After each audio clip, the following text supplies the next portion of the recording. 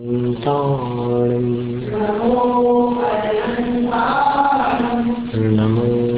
सिद्धाणं नमो आर्याणं नमो वज्रायाणं नमो लोय सर्वसाहूणम्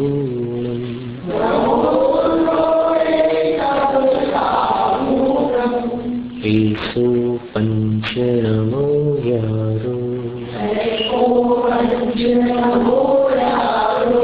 सर्वपावपणासनो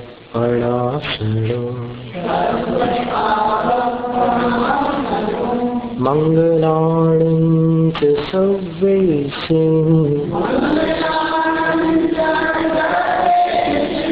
प्रथमं हवै मंगलम् चत्तारि मंगलम् अर्हन्त मंगलम् सिद्ध मंगलम् साहु मंगलम् केवल पन्नतो धम्मो मंगलम्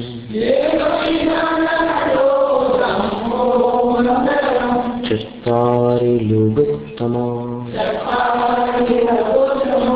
अर्हन्त लोकोत्तमा सिद्ध लोकोत्तमा साहु लोकोत्तमा केवल पन्नतो धम्मो लोकोत्तमा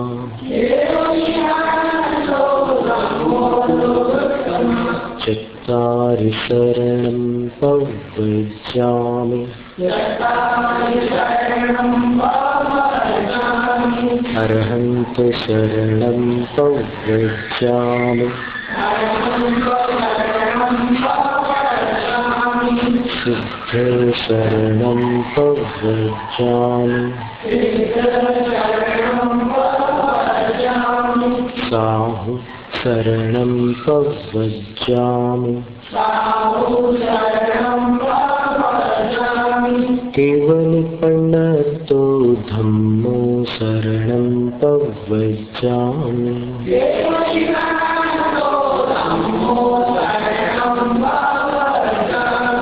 परम पूजनीय देवादिदेव तीर्थंकर श्री शांतिनाथ भगवान की, जिनवाणी माता की, आचार्य गुरु श्री विद्यासागर महाराज की,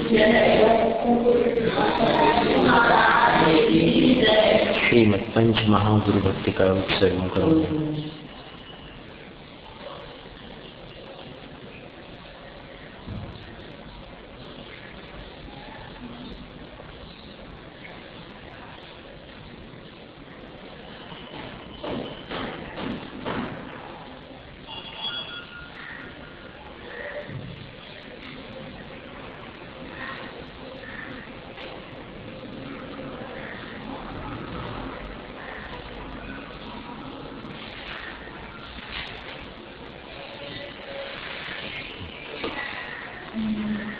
मणिना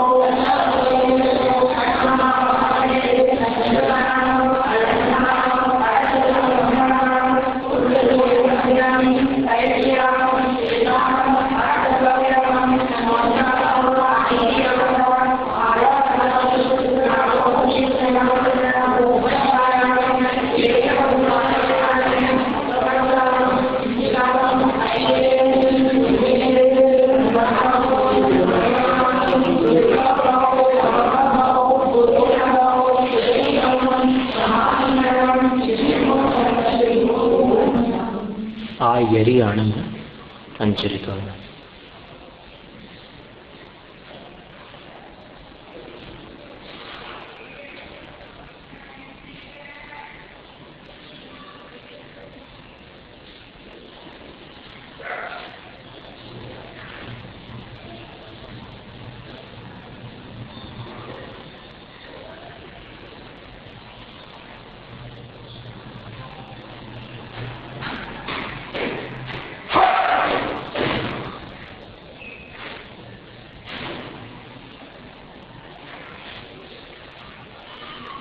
श्रीवड्ढमाण सामी शिरसाणमीयूण कम्मणिड्डहणं वोच्छामीणानुसारं जह भणियं पुव्वसूरिः।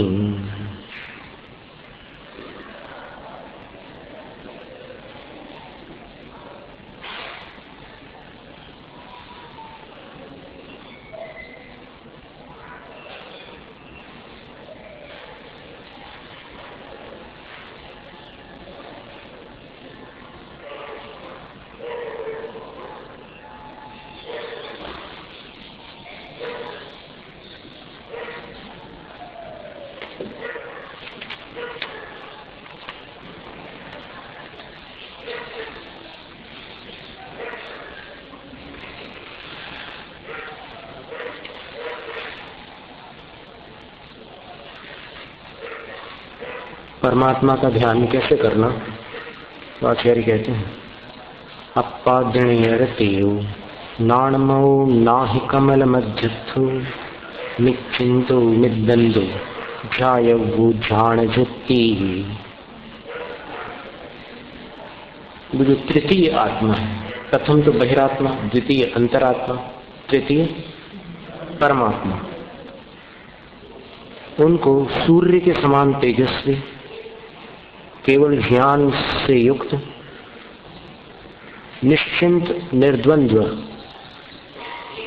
स्वरूप अपने नाभि कमल में विराजमान करके ध्यान की युक्ति से, अर्थात वही विधि जो अंग्रेजी में विजुअलाइजेशन बोलते हैं, आंख बंद करके नाभि में कमल पर विराजमान तीर्थंकर भगवान का सूर्य के समान तेजस्वी रूप ध्यान योग्य है। कैसा है भगवान का स्वरूप? ध्यान में है, निश्चिंत और निर्द्वंद्व है। तो ध्यान चिंता का कारण नहीं है, चिंता का कारण भय है। तो भगवान निश्चिंत है, सब कुछ जानते हुए भी निश्चिंत है। क्यों? क्योंकि निर्भीक है। भय चिंता को जन्म देता है, चिंता तनाव को जन्म देती है, और तनाव से मन असंतुलित हो जाता है। तो भगवान निश्चिंत निर्द्वंद्व है। द्वंद्व का अर्थ होता है युगल, जोड़ा। तो भगवान के पास शुभ अशुभ का द्वंद्व भी नहीं है, राग द्वेष का द्वंद्व भी नहीं है, इष्ट अनिष्ट का द्वंद्व भी नहीं है, पूर्णतः निर्द्वंद्व है। ऐसे भगवान नाभि में कमल रचना करके ध्यान लगाने योग्य है। पाहाणम सुवर्णम कट्ठे अग्नि विणापौहि न जहादी संतीमो झाणीन विनातः अपार। फिर पद्म सिंह मुनि कहते हैं कि पत्थर में से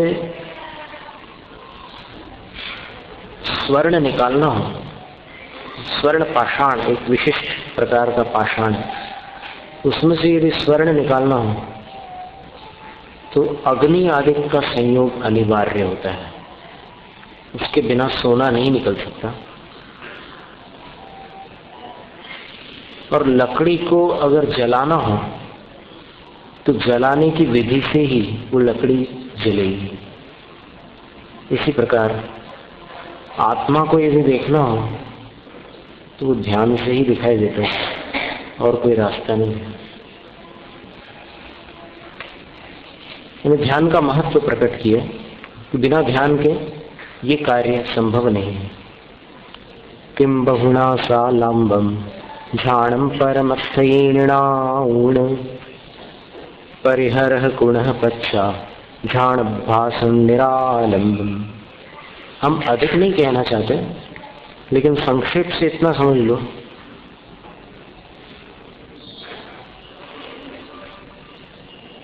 कि पहले तो आलंबन के साथ ध्यान करना।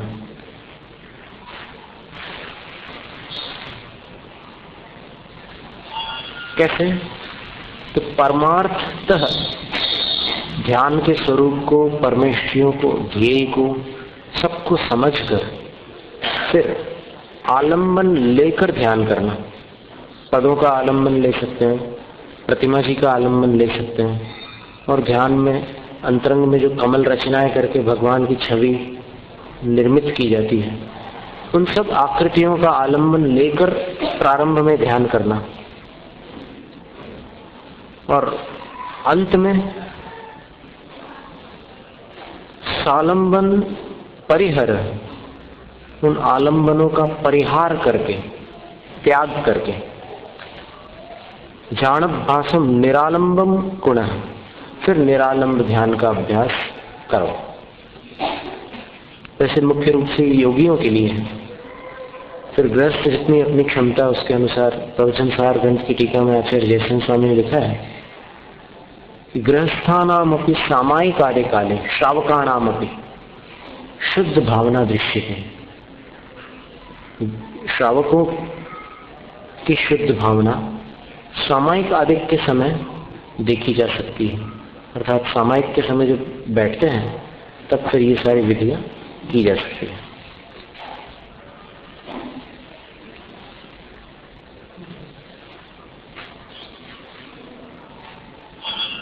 ज पडमंतः विधियं तदियन्निशेषणीयव चडमाणो पावै समुच्चठाणं तह जोई थूलदो सुन्नम। अब निरालंब जो ध्यान है, पूर्ण निरालंब ध्यान है, शुक्ल ध्यान है, उसको शून्य ध्यान भी कहते हैं। तो उसकी चर्चा है।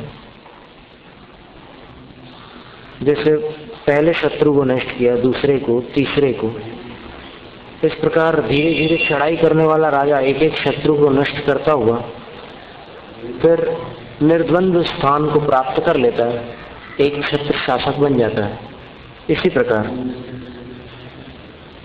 साधु क्या करते हैं? पहले आलंबन युक्त ध्यान करते हैं, फिर वो भी स्थूल होता है, और उसके बाद फिर धीरे धीरे सूक्ष्मता की तरफ जाते हैं,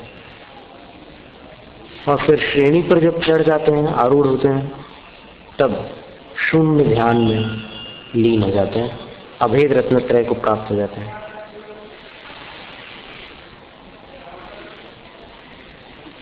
शून्य ध्याने निरऊ चई गय निशेष करण वारो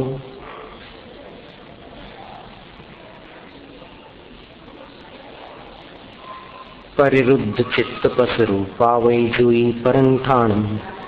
शून्य ध्यान में जो लगे हुए एक साधु हैं, जिन्होंने संपूर्ण प्रकार के मन, वचन, काय और 5 इंद्रियों की प्रवृत्तियों को छोड़ दिया है, वे योगी जब मन अत्यंत स्थिर हो जाता है तब परम स्थान को प्राप्त कर लेते हैं। सुन्नंच विविह भेयम भणियम अबहुई बहुई बुहे गैणमवियप्पम तह दव्वपज्य भावम महया मह यार चिर रहीयम।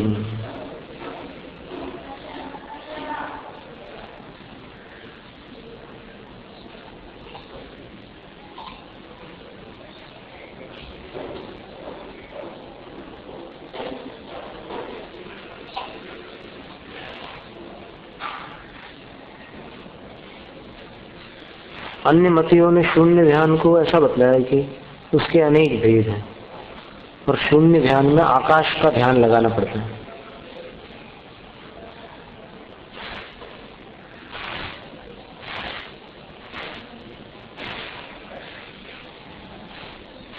पर वास्तविक शून्य ध्यान क्या है? तो आचार्य कहते हैं, राया ई विमुक्तम गय मोहम तप्त परिणनानम जिणसासनम विभणीयम सुन्नम मुन। तो वहां उनके विद्वानों ने कहा है कि आकाश का ध्यान करना शून्य ध्यान है, लेकिन जिनेन्द्र भगवान कहते हैं कि रागादिक से रहित होकर, मोह को नष्ट करके,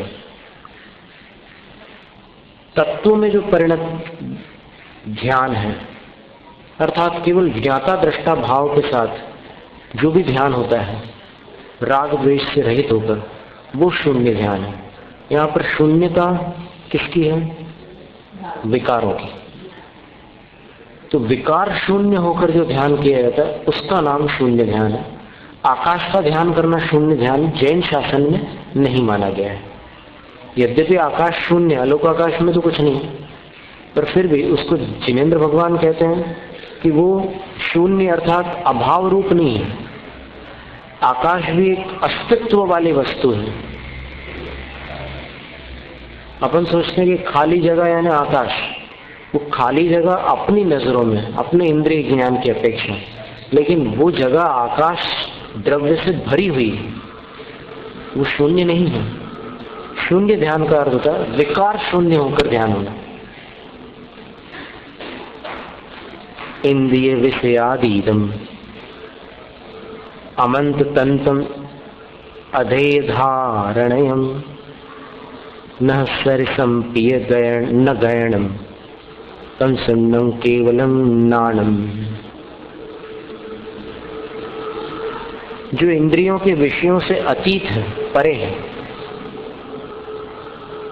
और अमंत तंत्रम, मंत्र तंत्रों से भी रहित है,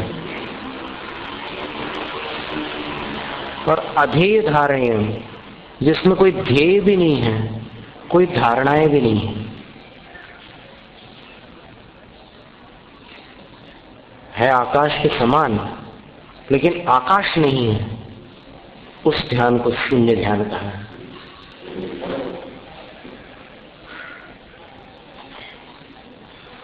नाहंकस्य वितरणो न कोवि में अत्थि अहंच एकागी ये शून्य झाननाने लहे जोई परंठाणम। और वो शून्य ध्यान जो है केवल ज्ञान की परिणति को प्रदान करने वाला है। सिर्फ ज्ञान ज्ञान ज्ञान रहता है उसमें। अभी चर्चा क्या चल रही है? आप विषयांतर मत होइए, प्रसंग का ध्यान रखकर प्रश्न कीजिए, क्योंकि अभी प्रसंग क्या चल रहा है? शून्य ध्यान। शून्य ध्यान का अर्थ क्या है? विकार रहित ध्यान। और उसमें क्या कह रहे हैं?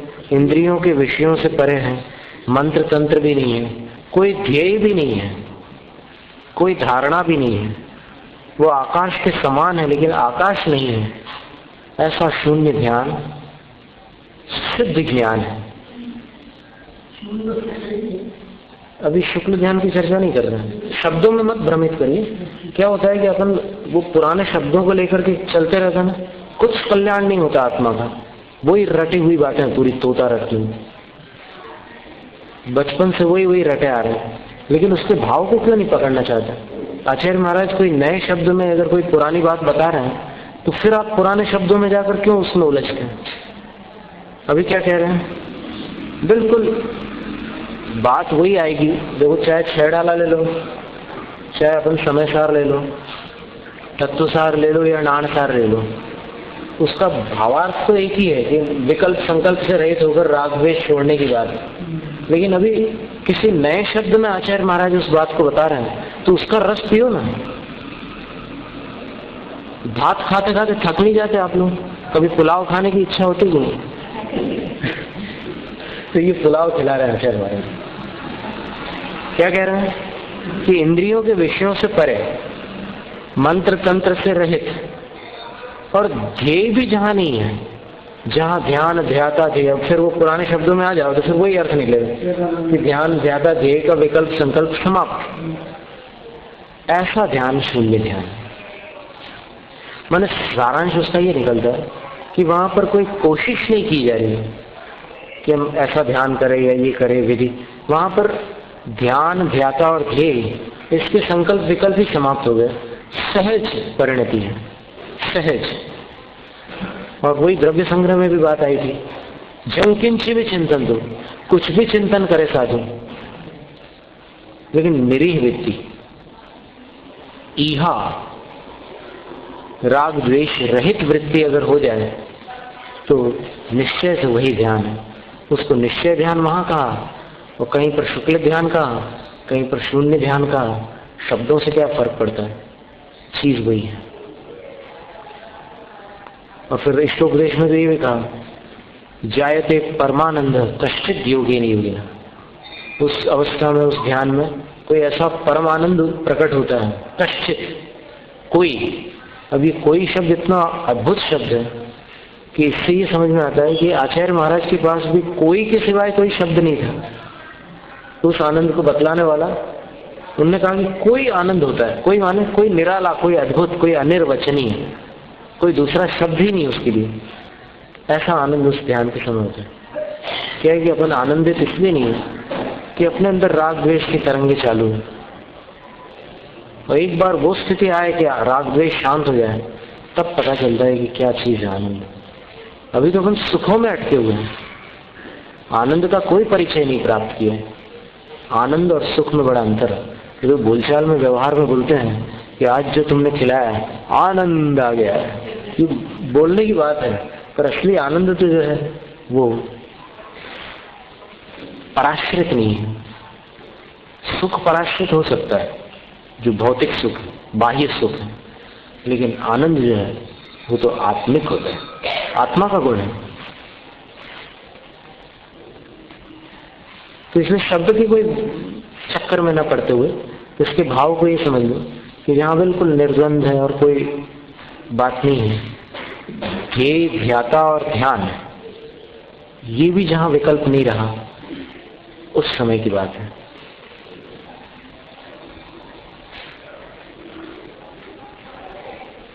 मैं किसी का बेटा नहीं हूं, देखो उस समय ये स्थिति रहती है। और अगर आप अभी कोई पूछ ले आपसे तो फिर वो अंदर से वो चीज आ जाएगी, तुरंत बटन दब जाएगी कि आपके पिता, हाँ तुरंत आ जाएगा। आप किसके बेटे हैं? मैं उनका बेटा। लेकिन वहां ध्यान में क्या होता है? मैं किसी का बेटा नहीं हूं। एक एक श्रद्धा में आता है कि मेरा चेतन तत्व अनादि निधन है, मैं अनादिकाल से कितने शरीरों को धारण करता आ रहा हूं, और निश्चय से मैं किसका पुत्र हूं और किसका पिता हूं। ये एक बात समझ में आना अलग बात है, और फिर ये यहाँ पर वो वैसी परिणति हो जाती है कि उस समय कुछ रहता ही नहीं विकल्प। पिता पुत्र आदि सब शांत, कोई संकल्प विकल्प नहीं है। और मेरा कोई पुत्र नहीं है, मैं किसी का पुत्र नहीं हूं, मैं तो अकेला हूं, एकाकी हूं। ये 2-5 मिनट दिन में ऐसा विचार भी तो कर रहा, मैं किसी का नहीं हूं, कोई मेरा नहीं है। क्यों नहीं छोड़ते आप उसको, आदत को? मैं मेरा क्यों पकड़ के चल रहे? 2-5 मिनट सवेरे उठकर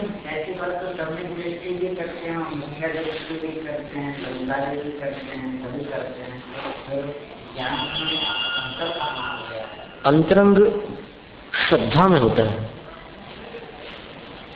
ज्ञान तो मिथ्या दृष्टि सम्यक दृष्टि का एक जैसा हो सकता है, क्योंकि इसने भी शास्त्र पढ़े हैं, उसने भी पढ़े हैं, इसने भी सुने हैं, उसने भी सुने हैं, लेकिन अंतरंग जो मान्यता है वो टूटे तब सम्यक तो हो, ना टूटे तो मिथ्या तो है।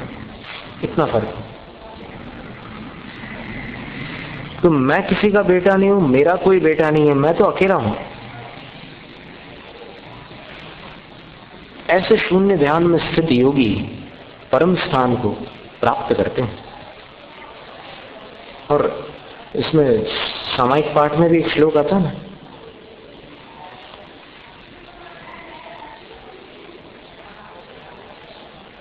हिंदी में भी उसका अनुवाद वैसे ही था, कोई ना मेरे, ना होंगे ना है।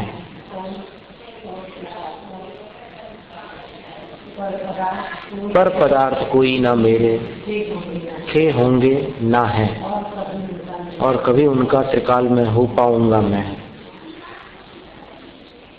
ऐसा निर्णय करके पर के चक्कर को छोड़ो, स्वस्थ रहो नित भद्र, मुक्ति से तुम नाता जोड़ो।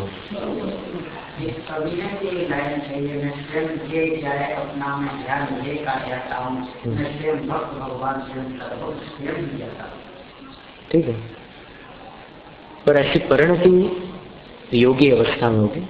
विचार तो बहुत सुंदर है, पंक्तियां भी अच्छी है, तो इसका कभी कभी दिन में स्मरण कर सकते हैं कि मेरा कुछ भी नहीं है। जैसे तो हम कहते हैं कि सवेरे उठ करके पहली चीज यही सोचो कि मेरा कुछ नहीं है।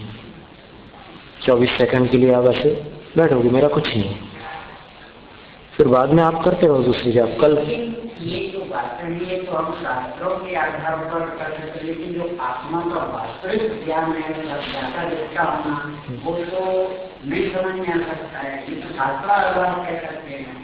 हाँ, इसीलिए तत्व अंतरंग से जो ज्ञान आना चाहिए वो कैसे आ सकता है? वो आता है। जो बड़े बड़े सम्यक दृष्टि जीव भी गृहस्थ अवस्था में रहते थे, तो उनको क्या इतना आत्मा का परिचय नहीं था? आत्म देखो, 3 स्थितियां बताई थी ना इष्टोपदेश में। एक तो सर्वप्रथम आत्मज्ञान होता है, फिर आत्मवान होता है वो, और फिर आत्मध्यान करता है। तो आत्मज्ञान जिस समय जीव को सम्यक दर्शन होता है उस समय प्राप्त होता है, लेकिन वो सविकल्प आत्मज्ञान होता है, अर्थात रागादिक से रहित नहीं होता। पहचान होती है आत्मा की, सही पहचान होती है, वो आगम वचनों के आधार पर होती है। जिनेंद्र भगवान के उपदेशानुसार वो आत्मा के स्वरूप का निर्णय कर लेता है। लेकिन अब आत्मा का ध्यान करने के लिए बीच में एक स्थिति और उसको प्राप्त करनी होगी। वो क्या है? आत्मवान बनेगा। आत्मवान का अर्थ होता है रत्नत्रय का धारी, कि सम्यक दर्शन, सम्यक ज्ञान, सम्यक चारित्र को धारण कर ले, और केवल मुनि होने मात्र से भी वो उपलब्धि हो जाए ऐसा नियम नहीं है। वो तो ध्यान दशा में जब अभेद परिणति होती है, निर्विकल्प अवस्था आती है, शून्य ध्यान की दशा बनती है, तब जाकर के वह आनंद प्रकट होता है। लेकिन श्रद्धा में वो बात आ जाती है। जैसे इसका उदाहरण आचार्य अमृतचंद स्वामी ने दिया, उसको आप ध्यान से सुनिए। दृष्टांत के माध्यम से दार्ष्टान्त स्पष्ट हो जाता है। यहाँ पर लॉन्ड्री है पास में, जहाँ बहुत से लोग अपने वस्त्र देते हैं धोने के लिए, और फिर जब वो धुल कर प्रेस होकर तैयार हो जाते हैं फिर वापस ले आते हैं। आचार्य अमृतचंद स्वामी ने समयसार ग्रंथ की टीका में यही दृष्टांत दिया कि एक बार कोई दूसरा वस्त्र लेकर के आ गया, और वहां धोखे से उसके हाथ से भी दूसरा वस्त्र चला गया, धोबी के हाथ से। तो उस वस्त्र को जब वो लेकर के आया अपने घर, और उस वस्त्र का स्वामी वहां पहुंचा, तो उसने उसको दूसरे वस्त्र दिए भूल से। तो बोलते हैं कि ये मेरे वस्त्र नहीं है, मेरे वस्त्र में तो अमुक रंग का बटन था। तब वो धोबी कहता है कि अरे वो वाला वस्त्र तो मैंने भूल से उनको दे दिया है, मैं व्यवस्था करता हूँ, आप मुझे माफ करना, मैं व्यवस्था कर देता हूँ। और वो धोबी जैसे ही उनके यहाँ जाना चाहता है तो ये पूछता है कि किनको दे दिए तुमने? वो नाम बतलाता है कि अमुक साहब को दिए हैं। तो बोले चिंता मत करो, वो तो मेरे मित्र हैं, मैं उनसे खुद ले लूंगा। वो उसके घर जब जाते हैं तो मित्र वस्त्र धारण करके विश्राम कर रहे थे। तो फिर इसने क्या किया कि अब मित्र थे तो फिर मित्र को तो नींद से जगा लेते हैं लोग, जगाया उसको। तो जगाने पर वो ऐसे उठ करके बैठता है बिल्कुल। बोले कि यार क्यों जगा दिया, क्या बात है, कोई जरूरी काम है? बोले कि हाँ, तुम्हारे पास मेरा कपड़ा आ गया है। वो कहता है ये तुम्हारा कपड़ा? नहीं नहीं, मेरा कपड़ा है, तो मैं अब भी लेकर आया हूं धोबी के पास से। फिर ये बतलाता है कि देख उसके चिन्ह देख ले, तेरे कपड़े में ऐसा रंग था क्या? वो देखता है, नहीं ऐसा रंग तो नहीं था। ठीक है, ये तुम्हारा ही कपड़ा है, मैं देता हूं। अभी दिया नहीं है, लेकिन अभी तक जो उसने उस वस्त्र को अपना माना था और बेफिक्र होकर के सोया था, अब वस्त्र उसने भले न उतारा हो, लेकिन वो मान्यता उसकी टूट चुकी। बस यही अंतर सम्यक दृष्टि और मिथ्या दृष्टि में है। जब तक पर को अपना मानकर स्वीकार करता हुआ ये मिथ्यात्व की निद्रा में सोया है, तब तक वो भ्रमित है। फिर गुरु आकर के उसके मित्र के रूप में उसको जगाते हैं, बोले कि देख ये तेरा नहीं है, चिन्ह देख ले, ये देख ये चिन्ह स्पर्श रस गंध वर्ण, ये चेतन का स्वरूप होता है? नहीं होता है। तू शरीर नहीं है। वो बोलता है कि ठीक है, आ गया मेरी समझ में, मैं नहीं हुई है, ये मेरा नहीं है, तो मैं करता हूं, इसको अलग करता हूं। बस सम्यक होते ही साथ ये भावना होती है कि जो पर है उसको पृथक करने में देर लग सकती है, कई भाव लग सकते हैं, लेकिन वो मान्यता टूट जाती है उसी क्षण जिस समय सम्यक दर्शन होता है कि पर वस्तु मेरी है।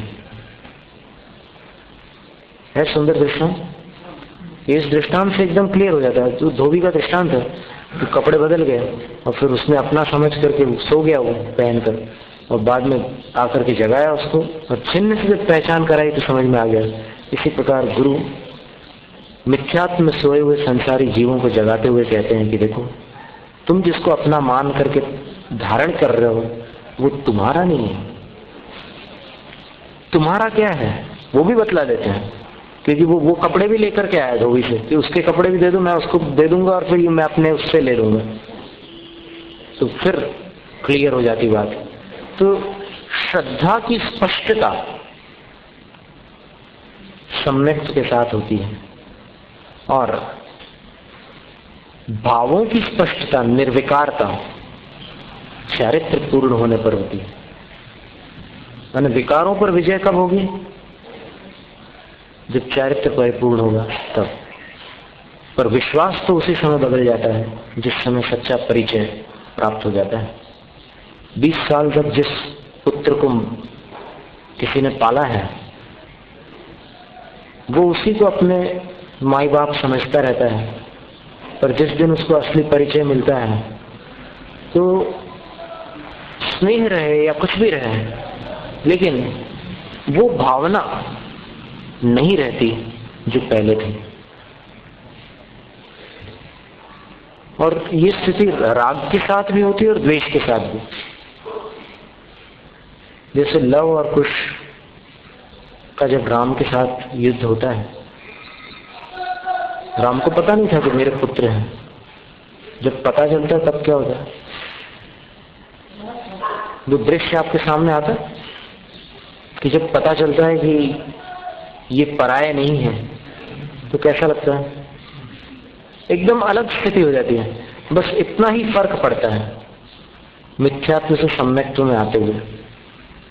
जब तक मिथ्यात्व में थे तब तक अलग स्थिति थी, जैसी सम्यक्त्व में आए अलग स्थिति बन गई। इसका एक दृष्टांत और भी आता है समाधि तंत्र ग्रंथ में।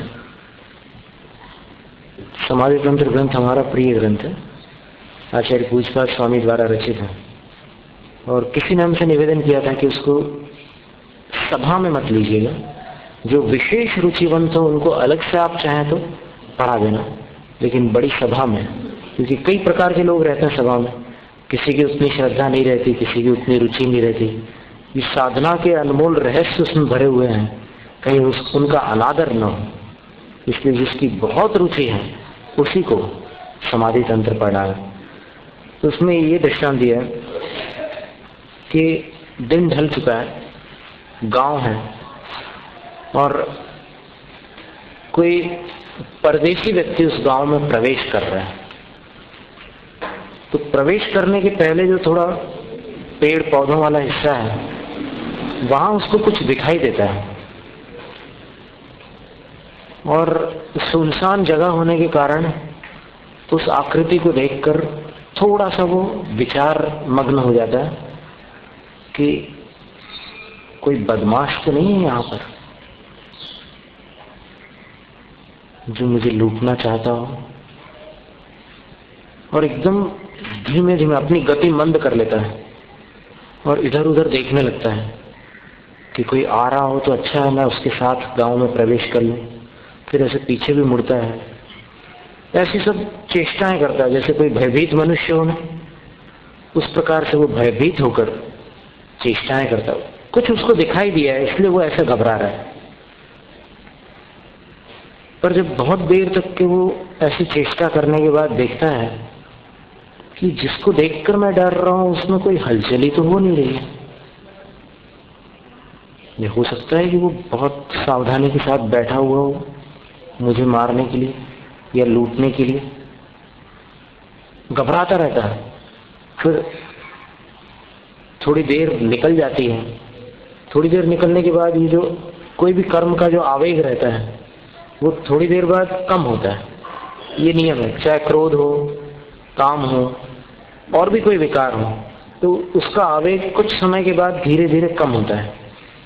तो जब उसका डर थोड़ा कम होता है तो फिर वो देखता है कि क्या है, फिर सोचता है कि एक न एक दिन तो सबको मरना ही है, देखते हैं आगे बढ़कर क्या होता है, देख तो ले एक बार। तो आगे बढ़कर के देखता है तो एक कटा हुआ वृक्ष था।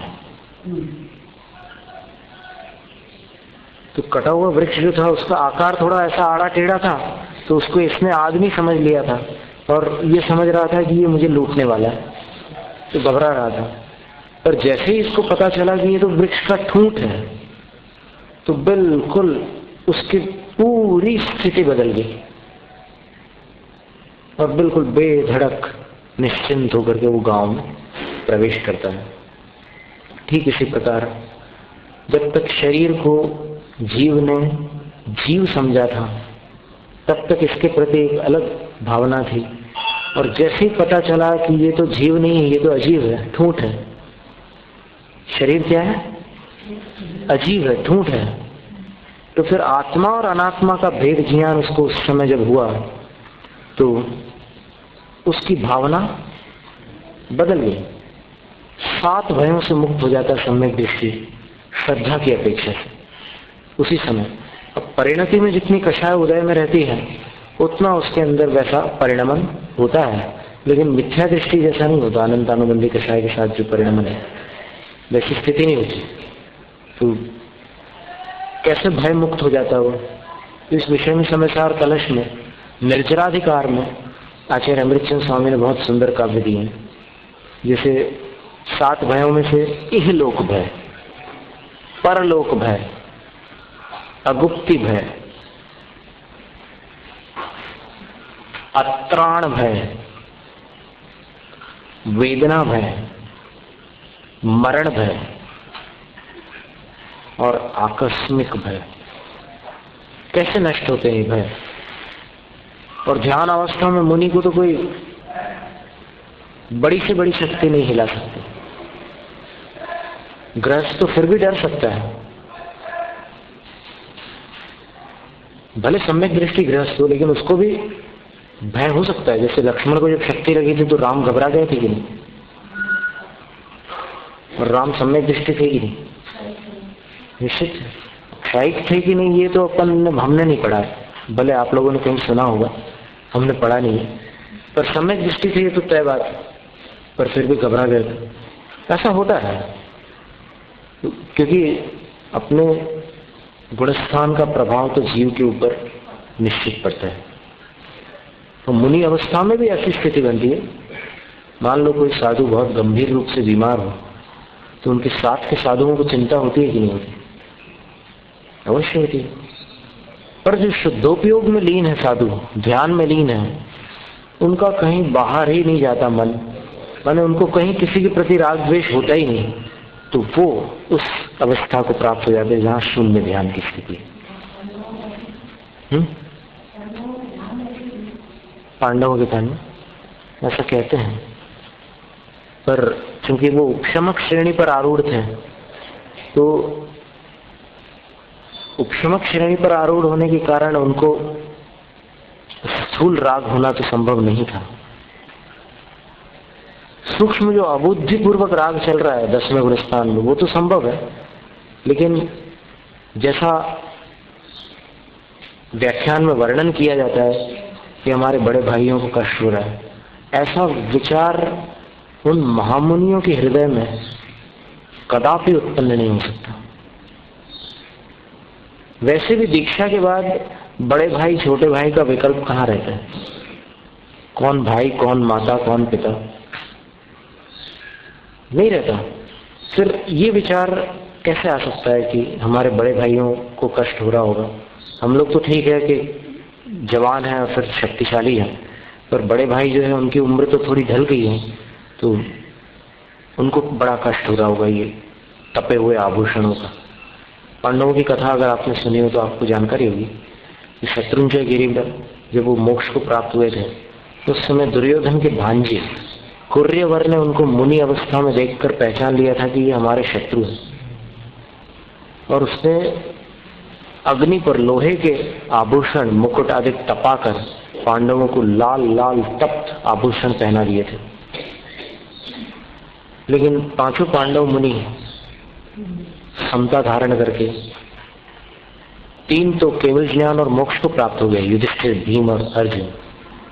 शत्रुंजय से केवल ज्ञान को और मोक्ष को प्राप्त हुए, और फिर बाकी जो 2 थे, सहदेव, नकुल, इन्होंने उपशमक श्रेणी पर आरूढ़ होकर यथाख्यात चारित्र तक ऊंचाई को स्पर्श किया, 11वें गुणस्थान तक चले गए, और फिर आयु पूर्ण करके सर्वार्थ सिद्धि विमान में हेमेंद्र पद को प्राप्त किया, जहां सुखमाल स्वामी आदि बड़े बड़े महामुनि गए हैं, और जहां महामुनि ही जाते हैं, सामान्य मुनि नहीं जा सकते। तो सर्वार्थ सिद्धि जाने वाले महामुनि भाई को तकलीफ हो रही है ऐसा विचार कैसे कर सकते हैं? पर फिर भी अगर कहीं पर शास्त्र में उल्लेख हो तो उसको अपन अपेक्षा से घटित करके रास्ता निकाल सकते हैं, समाधान कर सकते हैं। अब भाई का अर्थ ये भी हो सकता है कि हमारे सहधर्मी भाई, ये भी अर्थ हो सकता है, जो हमारे रत्नत्रय धारण करने वाले भाई, या एक गुरु के शिष्य होने से भी भाई भाई कहलाता है, गुरु भ्राता होते हैं कि नहीं? गुरु भगिनी, गुरु भ्राता, ये शब्द प्रचलित है। गुरु भगिनी माने एक गुरु से दीक्षित कोई दीक्षिता, कोई बहन हो तो वो गुरु भगिनी कहलाती है, और गुरु भ्राता जो होते हैं, कोई भाई अगर दीक्षित हो तो वो गुरु भ्राता कहलाते हैं। अभ्यंतराय किच्चा बहिरथ सुहाई कुणः सुन्नतणं निश्चिंतो तहंसो पुंसो पुण केवली होई। बाह्य सुखों में मध्यस्थ भाव धारण कर, अंतरंग में अपने मन को शून्य कर, जो योगी मन को समाप्त कर देते हैं, अर्थात संकल्प विकल्पों से रहित हो जाते हैं, निश्चिंत हो जाते हैं, वो केवल ज्ञान को प्राप्त कर लेते हैं, और वही वास्तव में हंस और परम हंस कहलाते हैं। हंस आत्मज्ञानी को कहते हैं, परमहंस आत्मध्यानी को कहते हैं। क्यों? क्योंकि हंस पक्षी दूध और पानी को मिश्रित अवस्था में भी पृथक कर लेता है। दूध पानी मिला करके रख दो और हंस अगर उसको पीने लग जाए तो वो उसमें से दूध पी लेगा, पानी छोड़ देगा। ऐसे धुंधली सी हमें याद आती है कि बचपन में मीना बाजार नाम का एक मेला लगा करता था, तो उसमें एक हंस के सामने कटोरी रखते थे, तो उस कटोरी में दूध पानी मिला करके रखते थे। वो ऐसे चोंच डालता था और चोंच डालने के बाद उसकी चोंच खड़खड़ खड़खड़ खड़खड़ होती थी, और फिर जब चोंच निकालता था तो उसमें सिर्फ पानी बचता था, दूध पी जाता। ये हंस की प्रकृति होती है। तो उसी प्रकार जो आत्मा को पहचान कर स्व मान ले और अनात्मा को भी पहचान कर पर मान ले, वो हंस सम्यक दृष्टि की। और परमहंस कौन? जो आत्मा को आत्मा जानकर आत्मा में लीन हो जाए, वो परमहंस।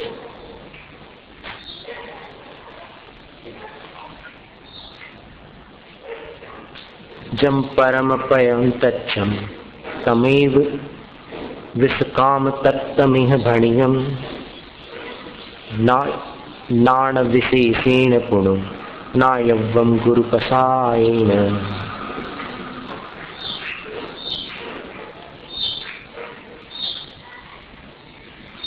जम परम अप्पय तत्व,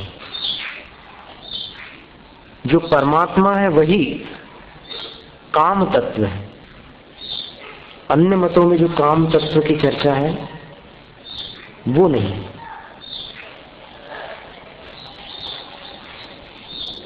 गुरु की कृपा से और भी जो ध्यान के भेद प्रभेद हैं उनको जानो।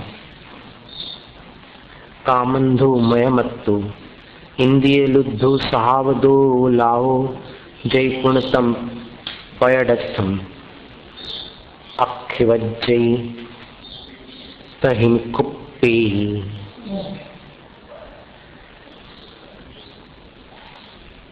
जो कामांध है, मदमत्त है, इंद्रियों में लुब्ध है और स्वभाव से चंचल है अथवा स्वभाव से विचलित है, अगर इसको अपन काम तत्व मान ले जो परम पद को प्रदान करने वाला है, तो फिर ध्यान और तपस्या आदि व्यर्थ हो जाए। इसलिए काम तत्व वो काम तत्व नहीं है जो संसार में फंसाने वाला है। उसका भी नाम काम है, लेकिन यहाँ पर जिसकी कामना ज्ञानी जन करते हैं उस अंतरंग परम तत्व को काम तत्व कहा है।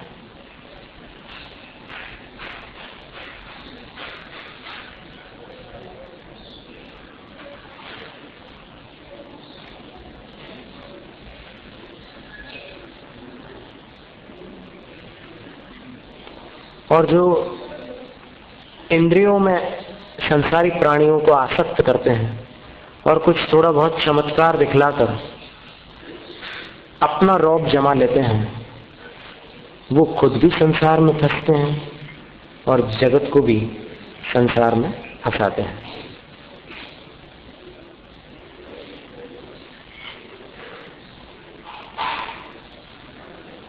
अब इसमें भर्तृहरि और शुभचंद्र, इन दो भाइयों का दृष्टांत बड़ा प्रसिद्ध है। दोनों ट्विंस थे, जुड़वा भाई थे, और जब उनके चाचा ने षड्यंत्र करके उनको मारना चाहा, उनके बल को देख करके चाचा ने उनको मारना चाहा, तो फिर मंत्री ने जाकर के उनसे बतला दिया कि तुम दोनों भाई सावधान रहना, क्योंकि चाचा षड्यंत्र रच रहा है। तब इनके मन में विचार आया कि तो चाचा ही षड्यंत्र रच रहा है, तो फिर ऐसे राज्य से हमें क्या प्रयोजन है? हम तो आत्मा का साम्राज्य प्राप्त करेंगे और परमात्मा की आराधना करेंगे। ऐसा विचार करके दोनों दीक्षा के लक्ष्य को लेकर चले गए घर छोड़ करके। अब जब ये लोग चले गए तो इनमें से जो भर्तृहरि थे छोटे, वो किसी योगी बाबा के चमत्कार में फंसकर उनके शिष्य बन गए। और शुभचंद्र जो थे वो अपने मन में विचार करते हैं कि हमने घर छोड़ा था, इसलिए तो नहीं छोड़ा था कि इन चमत्कारों में हम अटक जाएं, तो हम तो ऐसे गुरु को गुरु नहीं बनाएंगे, हम तो सही तपस्या करेंगे। तो बहुत गुरुओं की खोज की उन्होंने, लेकिन कहीं उनको संतोष नहीं हुआ। अंततः निर्ग्रंथ गुरु के पास जाकर उन्होंने जैनेश्वरी दीक्षा ली। दीक्षा लेकर 12 वर्ष तक जब तपस्या किया उन्होंने, तो भर्तृहरि ने भी वहां 12 वर्षों में बहुत कुछ प्राप्त किया था और उनके भी बहुत सारे शिष्य बन गए थे। तो उन्होंने जो रसायन सिद्ध किया था वो अपने 2 शिष्यों को सौंप करके बोले कि जाओ ये रसायन मेरे भ्राता को ढूंढो पहले कि वो कहाँ है और उनको ये रसायन दे देना। यदि वो मेरे समान उच्च कोटि के साधु न हो पाए हों तो फिर उनको ये दे देना। लोग ढूंढते हुए गए गए गए गए, बहुत देखा। ढूंढने में कठिनाई इसलिए नहीं थी कि दोनों जुड़वा थे, बिल्कुल एक जैसे दिखते थे। तो ढूंढने पर उनको बहुत समय बाद मिल गए वो, और मिल गए तो फिर वो ध्यान में बैठे हुए थे। ये लोग इंतजार करते रहे कि ध्यान आंख कब खोलेंगे तो फिर हम उनका अभिवादन और सारी बात करें इनसे। 2 दिन में इनका ध्यान खुला तो वो बैठे बैठे उनके 2 उपवास हो गए। तो फिर उन्होंने पूछा कि आप कैसे हैं, कुशल तो हैं? आपके छोटे भाई भर्तृहरि हमारे गुरु हैं, उन्होंने हमें आपके पास भेजा है, उन्होंने आपकी कुशलता पूछी। तो उन्होंने कोई ऐसा रिस्पांस नहीं दिया, कोई ऐसा प्रत्युत्तर नहीं दिया, सिर्फ मुस्कुराकर वापस ध्यान में बैठ गए। अब वो वापस आकर के बोलते हैं कि अरे वो तो बहुत बुरे हाल है उनके। तो उनके हाल तो ऐसे कि मतलब खाने पीने की तो बात छोड़ो, हम लोग 2 दिन भूखे वहां मर गए।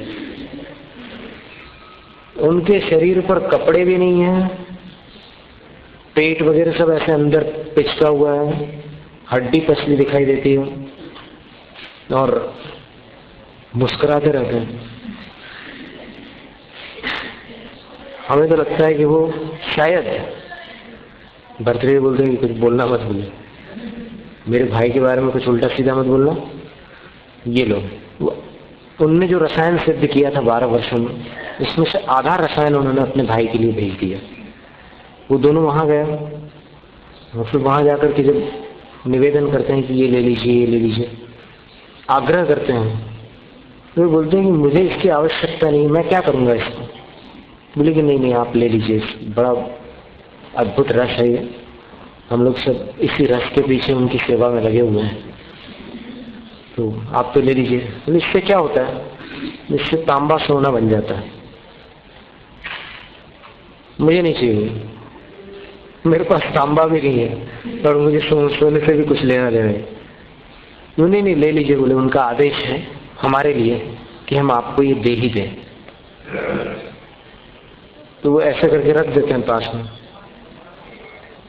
तो शुभचंद्र उसको ऐसे गिरा देते हैं इस रस को। वो एकदम ऐसे देख करके अवाक होकर वापस लौट आते हैं कि इतना अनमोल रस 12 वर्षों में जो सिद्ध हुआ था उसको इन्होंने लुढ़का दिया नीचे। तो भर्तृहरि को जब समाचार देते हैं तो फिर भर्तृहरि सोचते हैं कि हो सकता है कुछ हो गया उनको, लेकिन कोई बात नहीं, हम स्वयं जाकर के उनसे मिलेंगे। और स्वयं वहां जाते हैं आधा वो रस लेकर के कि चलो मैं फिर से इस रस की सिद्धि कर लूंगा, लेकिन भाई को इस तरह दुखी नहीं देख सकता। हम दोनों जुड़वा भाई थे, बचपन में साथ में रहे थे और आज भी मुझे वही स्नेह इनके प्रति है। तो जब वो बहुत आग्रह करते हैं तो शिवचंद्र मुनि कहते हैं कि मुझे इसकी आवश्यकता नहीं है, फिर भी वो आग्रह करके उनके पास रखते हैं। तो फिर वो उसको भी गिरा देते हैं। भर्तृहरि एकदम उठ करके खड़े हो जाते हैं। बोले कि मेरे शिष्य जो बोल रहे थे उस पर मुझे विश्वास नहीं हो रहा था, आंखों से देखने के बाद अब मुझे विश्वास हो गया कि भैया आप इस प्रकार यहाँ जंगलों में अकेले बैठे बैठे निश्चित रूप से विक्षिप्त हो गए हैं। मुझे बहुत दुख है, लेकिन फिर भी आप चिंता मत करो, मैं हूं। तो शुभचंद्र बोलते हैं कि मैं बिल्कुल निश्चिंत हूं,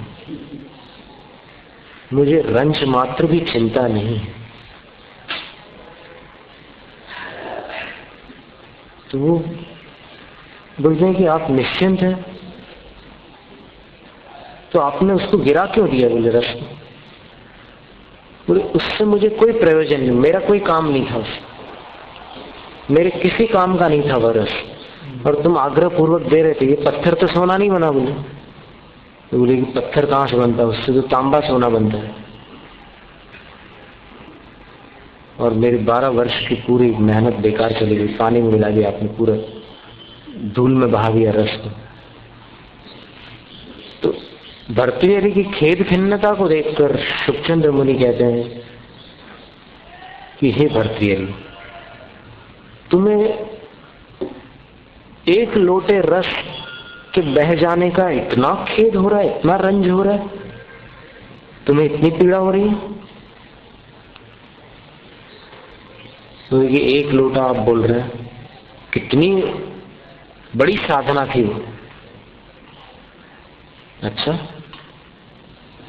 उससे ताम्र स्वर्ण बन जाता था? हाँ भैया, इसीलिए तो मैं लाया था आपके पास। तो बोले कि घर पर स्वर्ण की कमी थी क्या?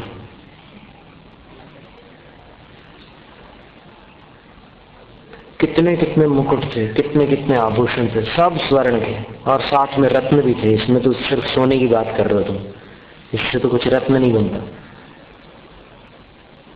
तुमने 12 साल इसमें बर्बाद किए, सोने बनाने का रसायन प्राप्त किया।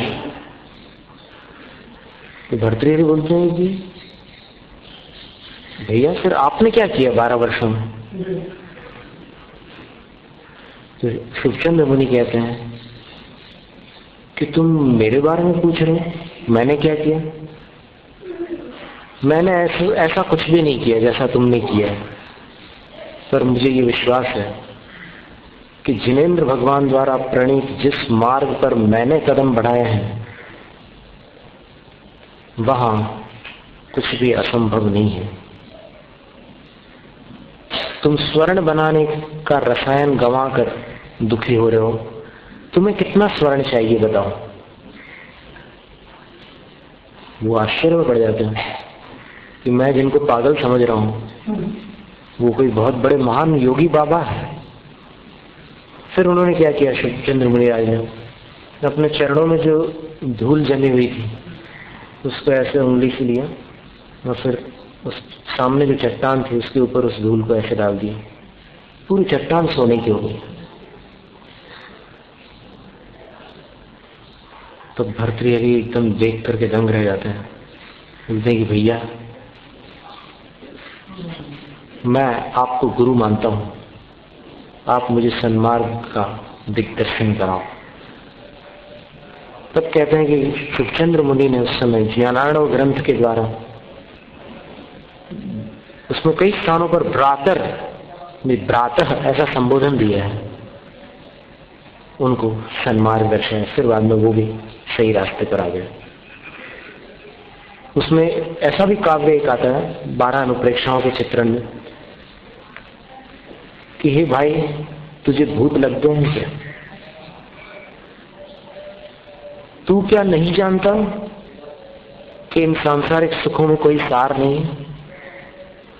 तू जानकर भी अनजान क्यों बन रहा है? क्यों स्वर्ण प्राप्त करने के रसायन में पड़ा हुआ है? स्वर्ण, रजत आदि सब श्रेष्ठ धातुओं से भी श्रेष्ठ, माणिक्य, हीरक आदि श्रेष्ठ मणियों में भी श्रेष्ठ, और संसार की सर्व वस्तुओं से श्रेष्ठ सबसे बड़ा रत्न तुम्हारे अंदर है। उस आत्मा को जाने बिना तुम बाहर कहां कहां भटकते फिरोगे? अनादिकाल 84 लाख योनियों में 4 गतियों में भटकते हुए कुछ हाथ लगा? क्या मिला? दुख के सिवाय कुछ मिला? चारों गतियों में, देव गति में भी क्या मिला? कुछ मिला होता तो आज खाली हाथ क्यों खड़े हो? कुछ नहीं मिला, क्योंकि जहां मिल सकता था वहां नहीं ढूंढा, जहां नहीं मिल सकता था वहां ढूंढते ढूंढते अनंत भव व्यर्थ गंवा दिए। तो अब सही स्थान पर ढूंढो। बुढ़िया की सुई गिर गई थी, अंधेरे में ढूंढ रही थी, तो फिर किसी जवान ने कहा कि अंधेरे में नहीं मिलेगी, उजाले में मिलेगी। तो वो जहां उजाला था वहां ढूंढने लगी। फिर आ गया वो, बोले क्या ढूंढ रही माँ जी? वो सुई ढूंढ रही हूं। तूने बोला ना उजाले में मिलेगी, तो कहाँ गिरी थी? वहां गिरी थी। तो वहां गिरी थी तो यहां नहीं मिलेगी। तो बोले कि ये भी नहीं करने देता, वो भी नहीं करने देता। तो बोले जहां गिरी थी वहां उजाला करके ढूंढेगा तो वहीं मिलेगी। इसी प्रकार तेरी संपत्ति जो खोई हुई है वो बाहर नहीं है, तेरे भीतर है। उस संपत्ति को तू तेरे भीतर ढूंढेगा गुरु द्वारा प्रदत्त ज्ञान के उजाले में, तो वो चीज तुझे वहां मिल जाएगी और कहीं नहीं मिलेगी। इसलिए आत्मा का कल्याण कर।